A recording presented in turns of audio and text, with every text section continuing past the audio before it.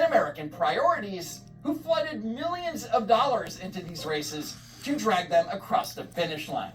When you have million-dollar super PACs doing the heavy lifting for your campaign, you aren't defeating the system, you're just cashing its checks.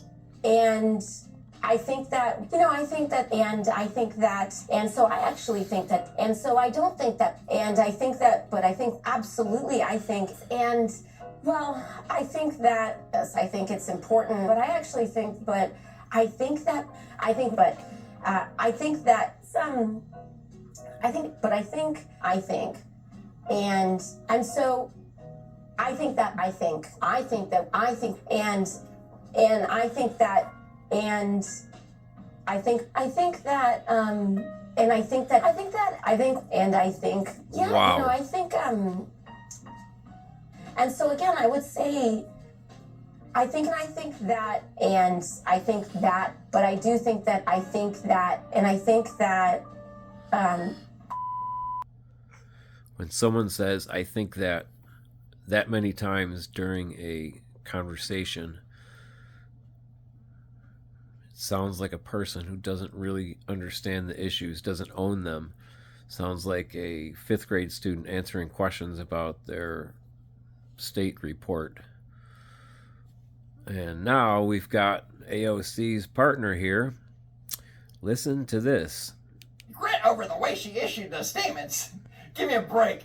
Dear Lisa isn't sorry for anything, because not only is she facing 0 consequences, but she's being awarded a seat in Congress. And notice how AOC doesn't condemn the actual ideas, like abolishing borders and the police. She just regrets the way that they were stated.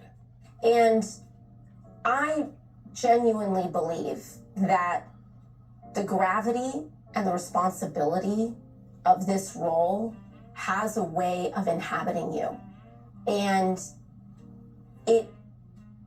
I genuinely believe that we have to give people the opportunity to occupy their beliefs within the gravity of becoming a duly elected member of Congress. How does one occupy their beliefs within the gravity of becoming? Couldn't tell you. But it's very safe to say that if a Republican candidate had a history of making radical statements or attending controversial rallies, AOC would be leading the charge to have them disqualified and or censured. And they certainly wouldn't get a philosophical pass about the gravity of the office inhabiting them. And I think that in the process of running for election, in the process of getting to know your constituents, it's very different than when you're only speaking as an activist or years ago or whatever that may be. But I think where we are right now is that the people of New York's 13th district have elected her. And she is responsible and has absolutely, I think, expressed a sense of responsibility in how she wants to lead. So an activist can do and say whatever unhinged things they want. And as soon as they win a primary, we're supposed to hit the magic reset button and pretend that they're a serious, responsible statement. Yeah, that's not how accountability works. I think what you're saying, what I'm hearing you say, is you think people should give these people a chance and see what they do when they govern. And the challenge seems to be that you, as a leader of this movement, as one of the leaders, are going to have to make sure this doesn't define what the movement is about, I think. Well, also listen to what they're saying now. Everyone's talking about pulling statements and things from years ago, but they just ran an election.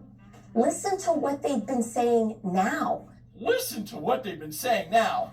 Yeah, we have. Yeah, That's this the problem. is interesting. AOC is acting like these past statements are from decades ago.